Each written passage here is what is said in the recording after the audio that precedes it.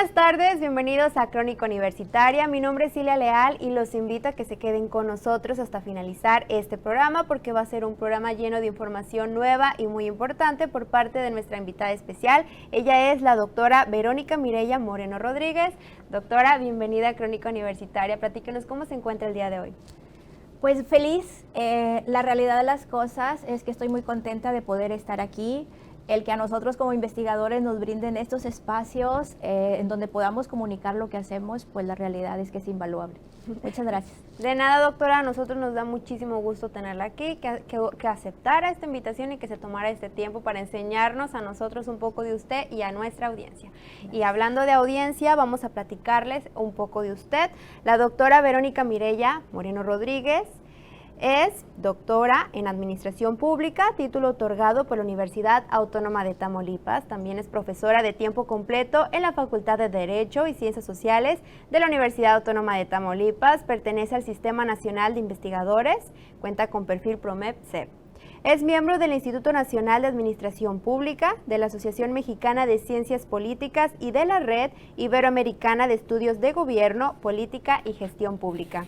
Además, es integrante del Cuerpo Académico en Consolidación, Democracia y Planificación Gubernamental, UAT, CA 181.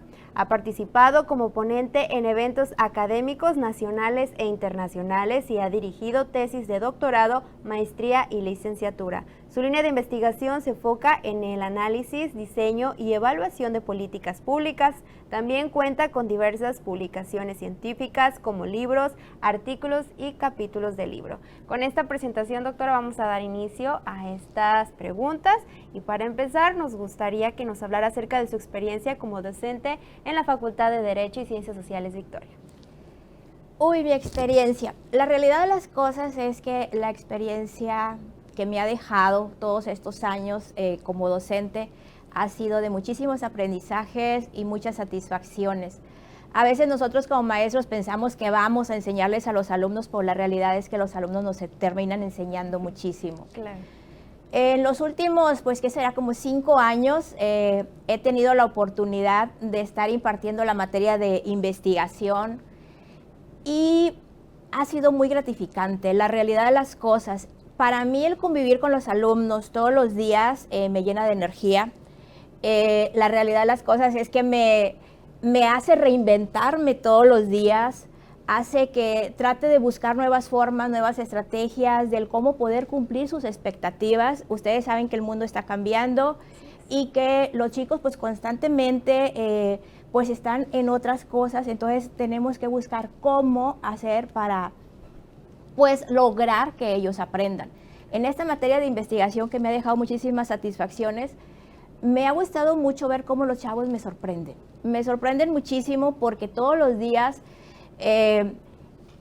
tienen cosas nuevas que darte. Los veo empezar de cero sus proyectos, los veo cómo van avanzando en sus proyectos, cómo al finalizar el periodo presentan sus proyectos y cómo los defienden. O sea, los defienden como todos unos profesionales y la realidad de las cosas es que cuando tú los ves y dices, no cambiaría por nada esta gran experiencia que me deja el estar conviviendo con mis alumnos todos los días. Excelente, doctora, una muy bonita experiencia, hasta nos dan ganas a nosotros también de desempeñar esa bonita labor. Doctora, hablando de los estudiantes y de los chicos, como usted los llamaba, ¿cuál es el compromiso, pero ya de ellos como egresados de la facultad, pero con la sociedad? Qué interesante pregunta. Vivimos en un mundo en donde sabemos que tenemos muchísimas problemáticas. Vivimos en un mundo que exige, que requiere de profesionales con conocimiento, capacidades y habilidades que cuando se inserten en el mundo laboral, pues ellos puedan aportar a la solución, que no se conviertan en un problema más, sino que aporten soluciones. Entonces, pues creo que más que un compromiso de nuestros egresados, es un deber que tenemos todos como desde los directivos, nosotros como docentes y los propios egresados, es un deber que tenemos con nuestra sociedad de regresar un poquito, el de poder desde el conocimiento de cada uno, la formación de cada uno, poder aportar a lo que vienen siendo las grandes problemáticas que tenemos. En la licenciatura en la que yo estoy adscrita en la Facultad de Derecho y Ciencias Sociales Victoria, que es la licenciatura en Negocios Internacionales, la realidad, yo les digo, esta carrera, tiene un campo muy amplio de acción. Le digo, entonces tienen mucho que hacer, tienen mucho que proponer y mucho que aportar a la sociedad. Claro. Claro, doctora, muchísimas gracias. Ahora sí, ya para entrar en contexto y avanzar con las preguntas con base a su línea de investigación, ¿nos pudiera definir qué es política pública, doctora? Claro que sí. Y para poder definir política pública, tomaré a uno de los mayores exponentes que nosotros tenemos en la materia, que es Aguilar Villanueva. La definición más práctica y más usual de política pública, pues es que son las acciones que el gobierno realiza para poder atender las necesidades que tiene la población. En pocas palabras, pues son todas esas acciones que ellos hacen con la intención de ver cuáles son esos problemas, cuáles son las necesidades y poder incidir en ellas. Muy bien, ya que nos definió políticas públicas, ahora sí vamos a avanzar y recordando su línea de investigación que hace unos momentos la mencioné, pero la volvemos a mencionar, que es análisis, diseño y evaluación de políticas públicas. Platíquenos cuál es el proceso, cómo es el proceso para la elaboración de estas políticas públicas.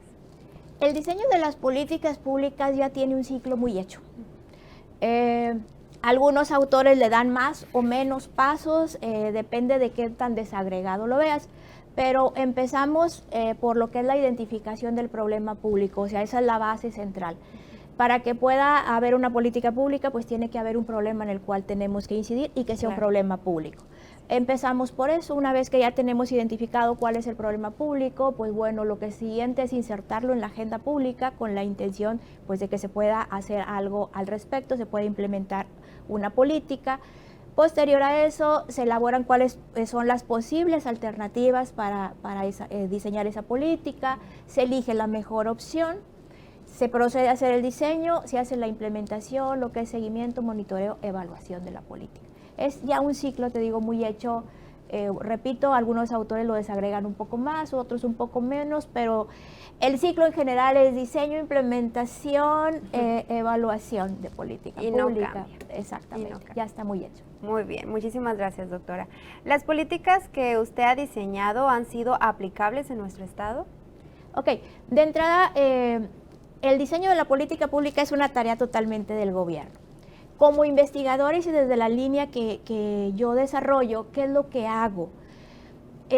Más que nada, todos mis proyectos de investigación aportan resultados. O sea, con lo que viene siendo mi línea de análisis de política, lo que hago es que los resultados de los proyectos me aportan resultados y esos resultados les pueden servir de insumos a los tomadores de decisiones precisamente para el diseño de la política pública o para la implementación o retroalimentación de la política pública. Además de eso, pues bueno, he tenido la oportunidad de brindar capacitación o asesoría ya directamente para lo que viene siendo el diseño de la política pública. Y en ese sentido, pues también he tenido oportunidad de trabajar muy de cerca, por ejemplo, con el sistema DIF Tamaulipas. En 2020 estuvimos trabajando ahí con ellos. Desde 2018 para acá hemos estado trabajando con el DIF Tamaulipas en diferentes proyectos. En específico, por ejemplo, el que trabajamos con el Grupo Estatal para la Prevención del Embarazo Adolescente. Con ellos de manera colaborativa pues diseñamos lo que viene siendo estrategias para que se pudiera implementar en el Estado la estrategia nacional. Y ahorita precisamente traemos por ahí 3 proyectos con DIF Tamaulipas en los cuales estamos aportando para la implementación de programas nacionales en el Estado. Muy bien. Ya que habla de estas estrategias propuestas que se hacen, ¿hay un proceso para que el Estado apruebe esas propuestas o posibles políticas públicas?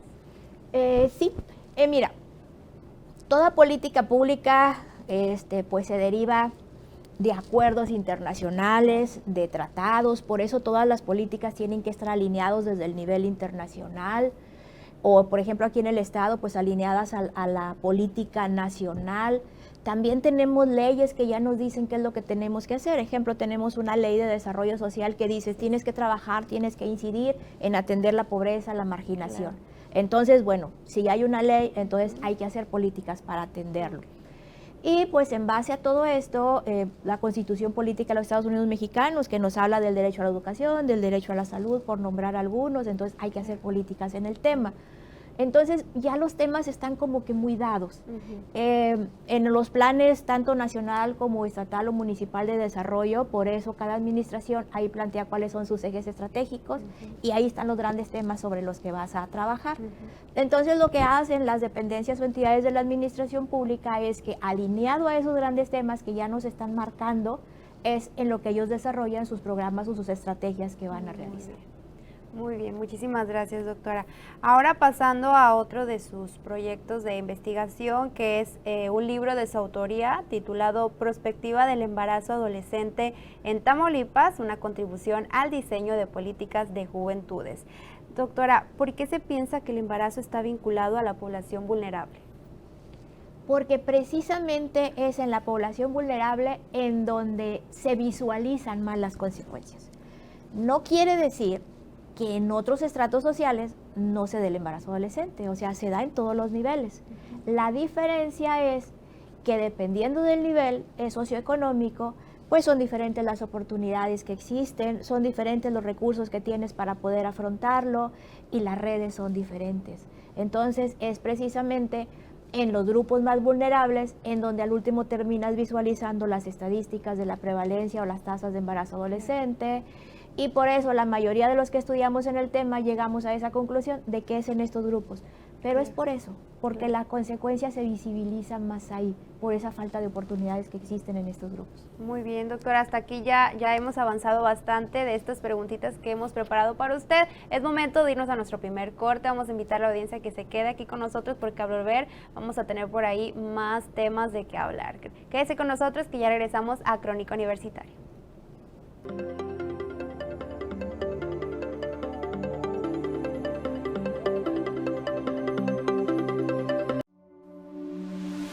¿Sabías que el ojo humano tiene una resolución de 576 megapíxeles debido a que tiene alrededor de 6 millones de células sensibles a la luz en cada retina y de 90 a 126 millones de bastones, los cuales son responsables de la visión de baja luminosidad?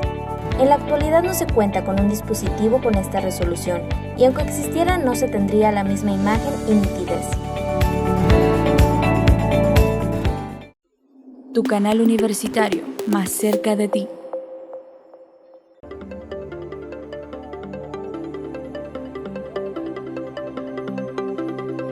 Ya estamos regresando de corte a Crónica Universitaria. Les recuerdo que estamos en entrevista con la doctora Verónica Mireya Moreno Rodríguez y es momento de continuar con estas preguntas. Hace un momento, doctora, empezamos a hablar acerca de un libro de su autoría que puedo volver a mencionarlo, está titulado como Prospectiva del embarazo adolescente en Tamaulipas, una contribución al diseño de políticas de juventudes. Doctora, ¿podría explicarnos el porqué de la preocupación de un embarazo adolescente?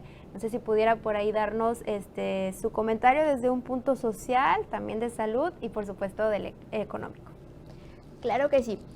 De entrada me gustaría también comentar que no es que estemos diciendo que el embarazo adolescente sea bueno o malo, ¿verdad? Es una decisión que cada quien toma. Claro. La preocupación es por las consecuencias que trae consigo un embarazo adolescente. Si lo vemos desde un punto de vista de salud, pues podemos decir que las consecuencias pueden ir desde infecciones de transmisión sexual, desde algunas problemáticas o complicaciones que se les den durante el embarazo o durante el parto, o hasta consecuencias más graves que pueden terminar con la vida de la madre adolescente o comprometer la vida, el desarrollo o el crecimiento de su hijo. Si hablamos desde un punto de vista económico, pues la realidad de las cosas es que el costo de un embarazo adolescente es bastante alto. Se van a enfrentar a una situación de ahora ser padres y no tienen los recursos ni las condiciones para poder afrontarlos, lo que significa entonces que la carga recae en la familia, y por ende esto se ve reflejado en la sociedad y en el Estado. Y desde un punto de vista social, pues más que nada lo asociamos porque esto en muchas ocasiones lleva a truncar o a posponer su proyecto de vida.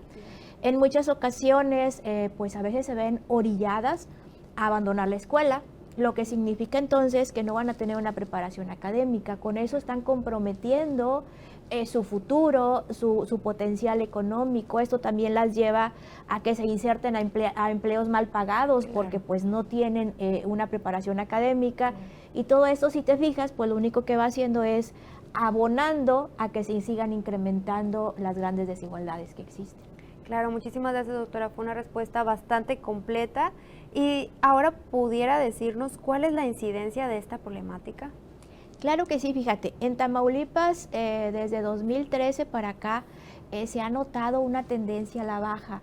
De hecho, las tasas de fecundidad, la realidad es que han ido disminuyendo de alrededor de un 72% que teníamos en el 2013 a un como 41, 42, no recuerdo el dato exacto, para el 2021.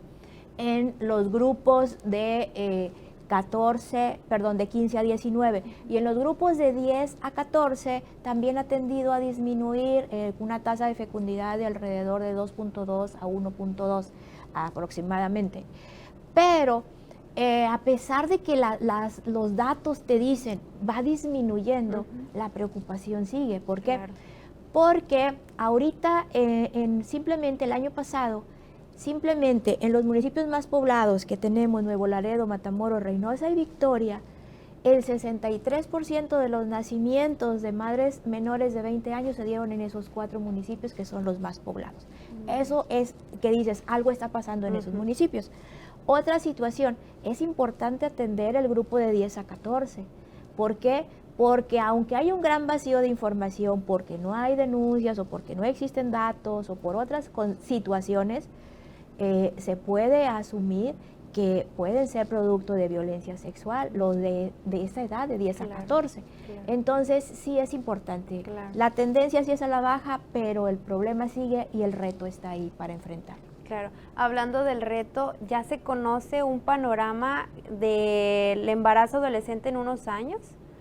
Mira, algo muy interesante, nosotros pudiéramos decir, el panorama puede ser tan bueno o tan malo dependiendo de cómo incidamos.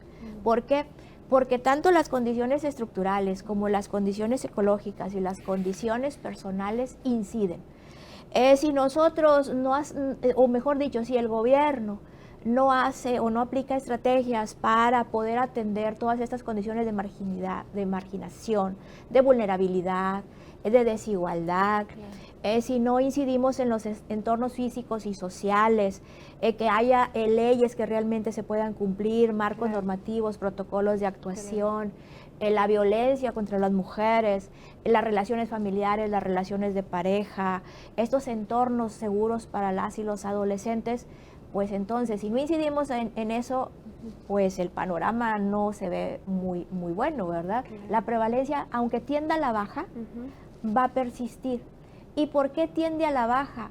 Porque la realidad de las cosas es que los grupos mayores de 24 años han disminuido muchísimo las tasas de fecundidad.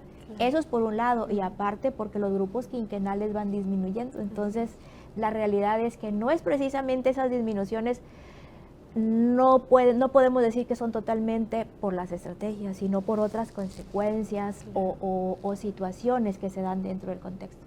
Claro. Entonces, pues bueno, el balón está en la cancha de todos, aquí es tarea de todos poder incidir. Claro. Hablando, ahorita mencionaba que algunas estrategias que puede usar el gobierno para que la incidencia pueda disminuir más, o como dice usted, en nosotros mismos también, ¿verdad? Pero ¿puede usted decirnos por ahí cuáles pudieran ser esas estrategias específicas? Sí, fíjate, y estas estrategias están de todos esos hallazgos que encontramos en las mesas de trabajo que hicimos para hacer este libro. De entrada, seguir fortaleciendo el trabajo interinstitucional e intersectorial. Eso es súper importante, ese trabajo colaborativo entre todas las instancias que están involucradas en el tema. El acceso, el verdadero acceso a la salud sexual y reproductiva es un derecho humano que tienen las y los adolescentes. La educación en sexualidad, o sea, no podemos cerrar los ojos, o sea, hay que abrir esa educación. No seguirle apostando a la planificación, a la postergación de la sexualidad de los jóvenes, o sea, estamos en otros tiempos, o sea, eso ya no se da. Entre más les digamos que no, o sea, sabemos cuáles son las consecuencias, y sobre todo, involucrar a la comunidad y a los propios adolescentes en todo este proceso de la identificación para poder hacer el diseño e implementación de la política. El que ellos estén ahí, el que podamos saber, preguntarles a ellos, creo que eso nos va a ayudar muchísimo. Claro. Con esta respuesta, doctora, nos vamos a nuestro segundo corte. El tema está muy interesante. Quédense con nosotros, que al volver vamos a seguir platicando al respecto de su trabajo de investigación en estos temas.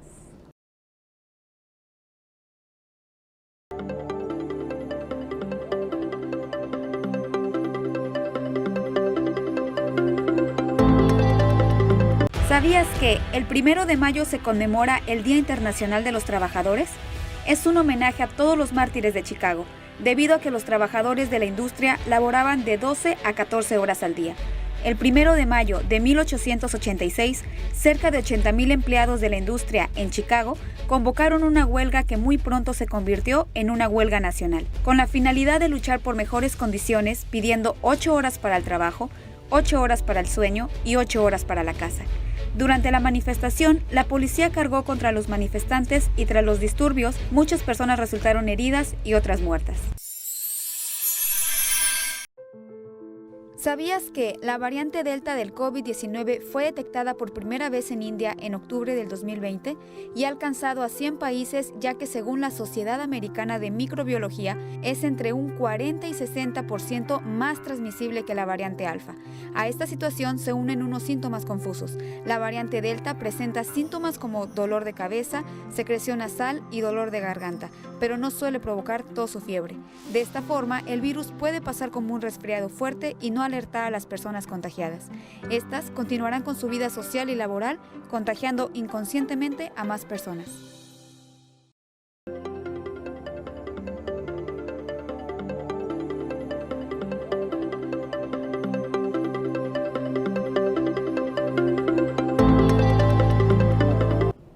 Estamos volviendo de corte a Crónica Universitaria, y como les mencioné, que se quedara con nosotros porque al volver íbamos a tocar un tema muy interesante y es momento de continuar, doctora, y quisiéramos ahora tocar el libro titulado Contribución al análisis de violencia familiar en Tamaulipas. Y para esto, platíquenos cuáles son los tipos de violencia familiar.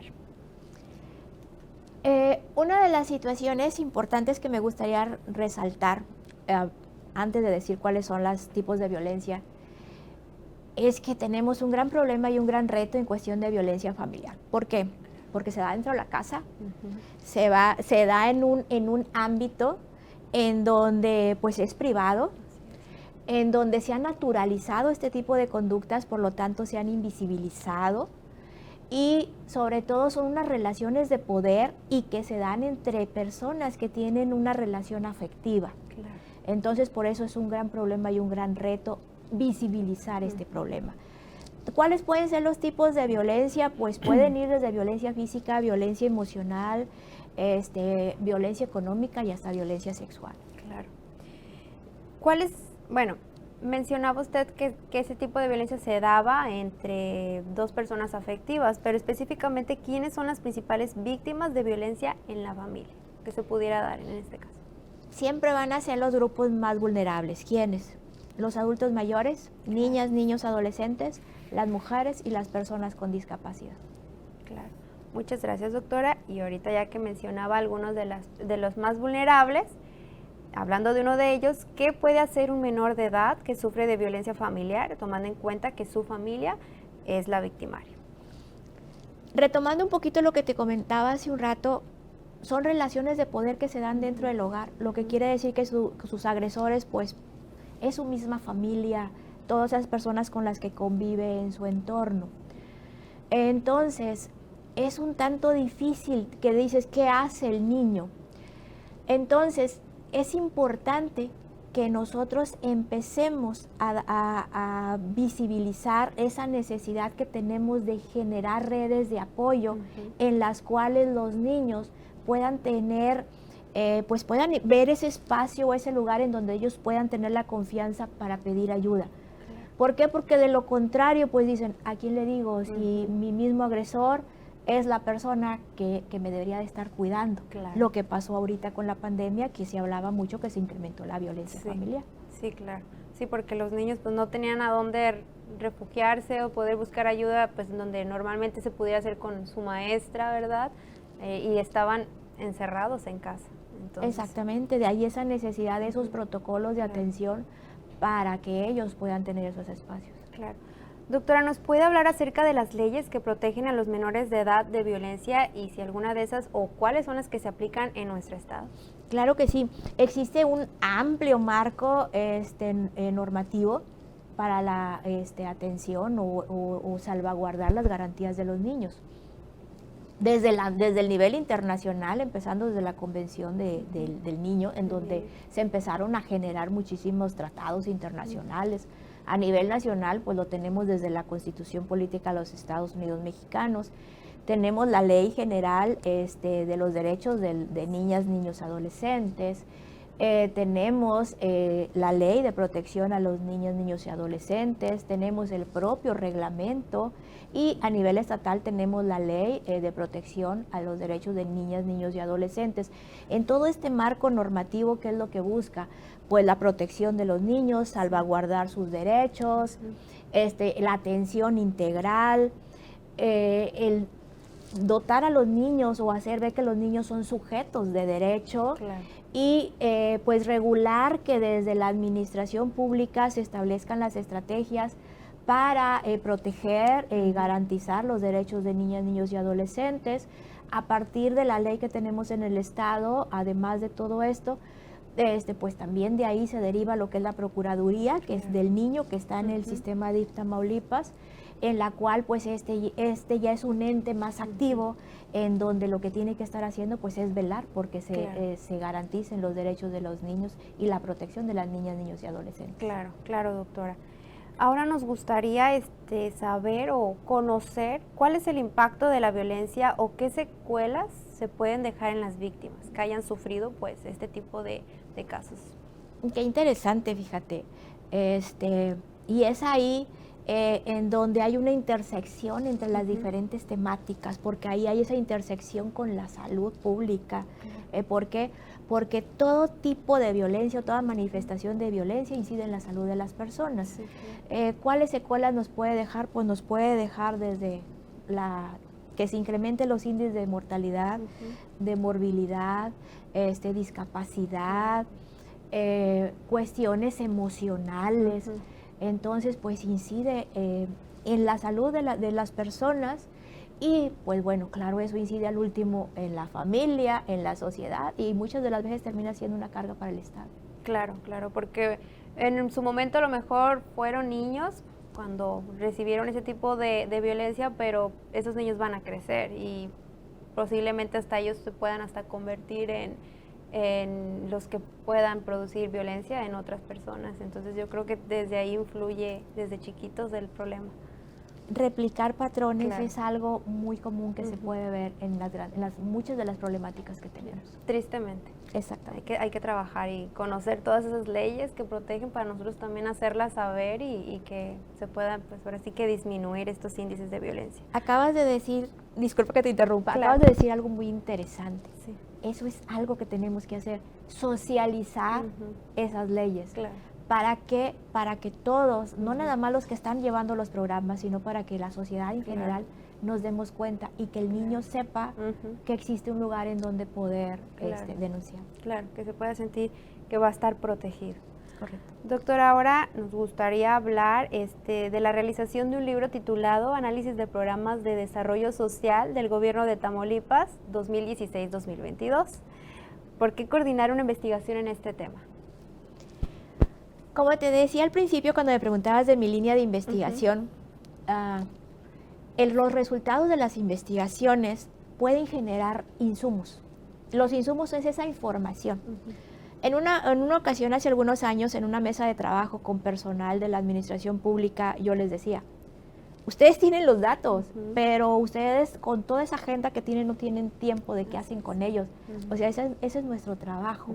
Entonces, si buscamos una articulación entre el gobierno y entre los investigadores y vamos cerrando esa brecha, pues entonces podremos generar proyectos de investigación más pertinentes y aterrizados a esos temas, a esas grandes temáticas, estrategias que hay que atender. Entonces, ¿por qué coordinar este tipo de investigaciones? Porque nos va a generar información que le va a servir de insumos a la administración pública para que vea qué cosas nos están funcionando, qué cosas no nos están funcionando en las políticas que se están implementando y pues hacer la reorientación correspondiente en su momento. Esto con la intención pues de que se puedan lograr los objetivos y el objetivo al último es el mejoramiento de las condiciones y calidad de vida de la población. Claro.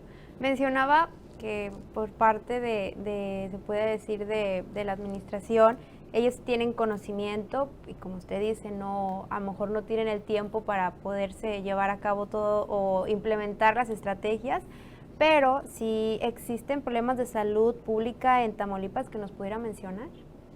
Mira, Julio Frenk decía, la salud pública es el punto de encuentro entre lo biológico y lo social. ¿Qué quiero decir con esto? Que las condiciones en que nosotros vivimos y nos desarrollamos son las que determinan tu estado de salud. Entonces, si nosotros no hacemos nada por mejorar los entornos en los que vivimos, pues los retos de salud pública son muchísimos. O sea, tan simple, ahorita relajamos las medidas de que ya no queremos usar el cubrebocas, otra vez se incrementaron los problemas de salud. Todo este encierro de la pandemia que hizo, pues nos generó problemas que ahorita estamos viendo en cuestión de ansiedad, depresión, incluso suicidios. Entonces, es una interacción y una relación y los retos en salud pública también son muy grandes, pero van totalmente relacionados de las condiciones en que vivimos y nos desarrollamos. Muy bien, muchísimas gracias, doctora. Ya se nos está agotando el tiempo del programa. Es momento de ya finalizarlo. Por último, agradecerle de parte del equipo de Crónica Universitaria el haber aceptado estar con nosotros. Algunas palabras que quisiera agregar a la audiencia o invitarlos a conocer la facultad o las carreras que por ahí se imparten, o bueno, si quisieran saber algo de su línea de investigación, usted puede decirles dónde la pueden contactar. Claro que sí. Primero agradecerte, vuelvo a repetir, que nos abran este espacio. Para nosotros es valioso poder compartir con la comunidad nuestros resultados. De nada sirve que los investigadores hagamos investigación si se van a quedar empolvándose en las bibliotecas. Aquí de lo que se trata es que lo que nosotros encontremos le sirva a alguien, tener usuarios finales. Y pues bueno, los invitamos en la facultad, en el área de la coordinación de investigación. Yo creo que ahí pueden tener los datos de todos los investigadores, ahí nos pueden contactar. Muchos de los libros los tenemos en electrónico, les podemos compartir los archivos, otros libros los tenemos en físico y entonces pues se los podemos compartir. Yo estaría encantada y feliz de poder platicar con quien guste de las temáticas. Soy una apasionada de la investigación, ¿qué te puedo decir? Entonces pues estoy a la orden para lo que guste. Excelente. Una vez más, muchas gracias, doctora. Y también antes de irnos, agradecemos a la audiencia por haberse quedado con nosotros a este momento, invitándole a que no se pierda el próximo programa de Crónica Universitaria, porque también va a estar lleno de temas nuevos y muy interesante. Mi nombre es Sila Leal, les deseo que sigan teniendo una excelente tarde.